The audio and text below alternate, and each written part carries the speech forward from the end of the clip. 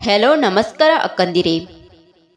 ನಮ್ಮ ಅಕ್ಕಂದಿರು ದಿನವಿಡೀ ಕುಟುಂಬದ ಪ್ರತಿ ಸದಸ್ಯರ ಹೆಲ್ತ್ ಟೇಸ್ಟ್ ಹ್ಯಾಪಿನೆಸ್ ನೋಡಿಕೊಳ್ಳುತ್ತಾರೆ. ಆದ್ದರಿಂದ ಇವತ್ತು ನಾನು ಸ್ಪೆಷಲ್ ಆಗಿ ಗೃಹಿಣಿಯರಿಗಾಗಿ ಮಾತ್ರ ಕೆಲವೊಂದು ಸೀಕ್ರೆಟ್ ಟಿಪ್ಸ್ಗಳನ್ನು ಹೇಳುತ್ತಿದ್ದೇನೆ. ಈ ವಿಡಿಯೋದಿಂದ ನಿಮಗೆ ಟೈಮ್ ಸೇವ್ ಆಗೋದು, ರುಚಿ ಹೆಚ್ಚೋದು, ನ್ಯೂಟ್ರಿಷನ್ ಬ್ಯಾಲೆನ್ಸ್ ಆಗೋದು, ಹಾಗೆ ಅಡುಗೆ ಇನ್ನೂ ಈಸಿ ಕೂಡ ಆಗುತ್ತದೆ. ಸ್ನೇಹಿತರೆ, ಹೊಸೊಬ್ರು ಯಾರಾದರೂ ವಿಡಿಯೋ ನೋಡುತ್ತಿದ್ದರೆ ಈಗಲೇ ನಮ್ಮ ಚಾನಲ್ನ ಸಬ್ಸ್ಕ್ರೈಬ್ ಮಾಡಿಕೊಂಡು ಲೈಕ್ ನೀಡಿ.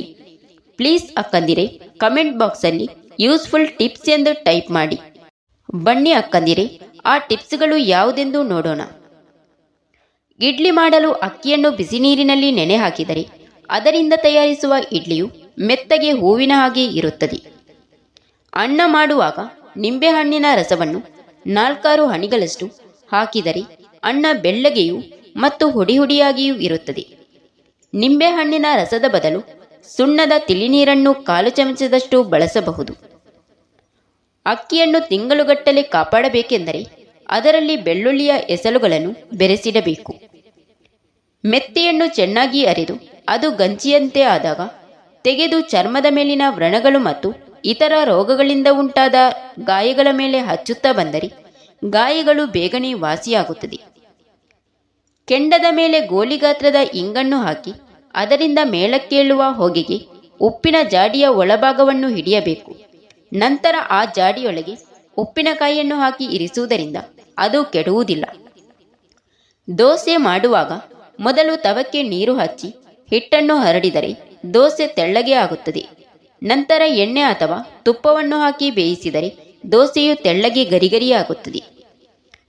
ದೋಸೆಯ ತವವನ್ನು ಬಲಪದ ಕಲ್ಲಿನಿಂದ ಉಜ್ಜಿದರೆ ತವ ನುಣುಪಾಗಿ ದೋಸೆ ಚೂರಾಗದಂತೆ ಏಳುತ್ತದೆ.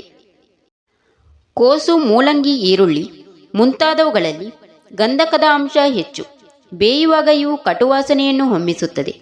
ಈ ತರಕಾರಿಗಳನ್ನು ಮುಕ್ಕಾಲು ಬೇಯಿಸಿದರೂ ಸಾಕಾಗುತ್ತದೆ. ಹೀರೆಕಾಯಿಯನ್ನು ಸಣ್ಣ ಸಣ್ಣ ಹೋಳುಗಳಾಗಿ ಹೆಚ್ಚಿ ಸ್ವಲ್ಪ ಉಪ್ಪು ಬೆರೆತ ನೀರಿನಲ್ಲಿ 5 ನಿಮಿಷಗಳ ಕಾಲ ಇಟ್ಟು ನಂತರ ಹುಳಿ ನೀರಿನಲ್ಲಿ ತೊಳೆದರೆ ಕಹಿ ಹೋಗುತ್ತದೆ. ಚಕ್ಕುಲಿ, ಮುರುಕನ್ನು ಮಾಡುವಾಗ ಅದರ ಹಿಟ್ಟಿನೊಂದಿಗೆ ಸ್ವಲ್ಪ ತುಪ್ಪವನ್ನು ಸೇರಿಸಿದರೆ ಮುರುಕು ಗರಿಗರಿಯಾಗಿಯೂ ಮೃದುವಾಗಿಯೂ ಬರುತ್ತದೆ. ಕೋಳಿ ಸಾರು ಮಾಡುವಾಗ ಮೊದಲಿಗೆ ಕೋಳಿ ಮಾಂಸಕ್ಕೆ ನಿಂಬೆಹಣ್ಣಿನ ರಸವನ್ನು ಸೇರಿಸುವುದರಿಂದ ಕೋಳಿ ಸಾರು ಹೆಚ್ಚಿನ ರುಚಿಯನ್ನು ಹೊಂದಿರುತ್ತದೆ. ಪೊಟ್ಟಣದಲ್ಲಿ ಮಾರುವ ಕೋಳಿ ಮಾಂಸವನ್ನು ತಂದರೆ ಕೂಡಲೇ ಅದನ್ನು ವಿನೆಗರ್ನಲ್ಲಿ ಅದ್ದಿ ತೆಗೆದು ಶುದ್ಧವಾದ ಬಟ್ಟೆಯಿಂದ ಒರೆಸಿದರೆ ಮಾಂಸವು ತಾಜಾ ಮಾಂಸದಂತೆ ಆಗಿಬಿಡುತ್ತದೆ. ಮಾಂಸವನ್ನು ಬೇಯಿಸುವುದು ಕೆಲವೊಮ್ಮೆ ವಿಳಂಬವಾಗಬಹುದು. ಅಂತಹ ಸಂದರ್ಭದಲ್ಲಿ ಮಾಂಸದೊಂದಿಗೆ ಸ್ವಲ್ಪ ಪರಂಗಿ ಹೋಳುಗಳನ್ನು ಸೇರಿಸಿದರೆ ಸುಲಭವಾಗಿ ಮತ್ತು ಬೇಗನೆ ಬೇಯುತ್ತದೆ.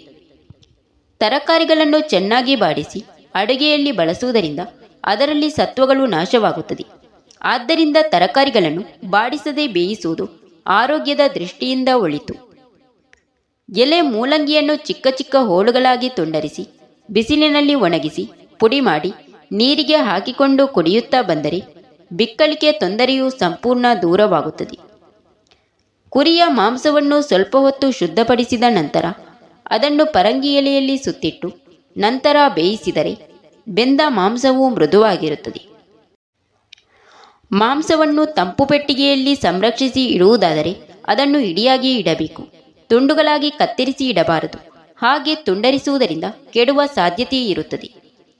ಕಿತ್ತಳೆ ಹಣ್ಣಿನ ರಸದೊಂದಿಗೆ ಔಷಧಿಯ ಗುಳಿಗೆಯನ್ನು ನುಂಗಿದರೆ ಸ್ವಲ್ಪ ಹೊತ್ತಿಗೆ ಹಣ್ಣಿನ ರಸದಲ್ಲಿರುವ ಆಮ್ಲವು ಗುಳಿಗೆಯ ಔಷಧಿಯ ಗುಣವನ್ನು ತಗ್ಗಿಸಿಬಿಡುತ್ತದೆ. ಬಾಳೆಕಾಯಿಯನ್ನು ತುಂಡರಿಸುವಾಗ ಕೈಗಳಿಗೆ ಕಪ್ಪು ಅಂಟಿಕೊಳ್ಳದಿರಲು ಮೊದಲು ಕೈಗಳಿಗೆ ಉಪ್ಪು ನೀರನ್ನು ಹಚ್ಚಿಕೊಳ್ಳಬೇಕು. ಗಾಜಿನ ಪಾತ್ರೆಗಳನ್ನು ತೊಳೆಯಲು ಸುಣ್ಣವನ್ನು ಬೆರೆಸಿದ ನೀರನ್ನು ಉಪಯೋಗಿಸಿ ತೊಳೆದ ನಂತರ ಬಟ್ಟೆಯಲ್ಲಿ ಒರೆಸಿದರೆ ಅವು ತಳತಳನೆ ಹೊಳೆಯುತ್ತದೆ. ಬಟ್ಟೆಯ ಮೇಲೆ ಎಲಡಿಕೆ ರಸ ಬಿದ್ದರೆ ಆ ಜಾಗಕ್ಕೆ ಸೀಬೆಕಾಯಿಯನ್ನು ಜಜ್ಜಿ ತಿಕ್ಕಿರಿ, ಕಲೆ ಇಲ್ಲವಾಗುತ್ತದೆ. ಕೈಗಳಿಗೆ ಹತ್ತಿರುವ ಈರುಳ್ಳಿ ಅಥವಾ ಬೆಳ್ಳುಳ್ಳಿಯ ವಾಸನೆಯನ್ನು ದೂರ ಮಾಡಲು ಸ್ವಲ್ಪ ಕಡಲೆ ಹಿಟ್ಟನ್ನು ಹಾಕಿಕೊಂಡು ಚೆನ್ನಾಗಿ ಉಜ್ಜಿ ತೊಳೆದುಕೊಳ್ಳಬೇಕು.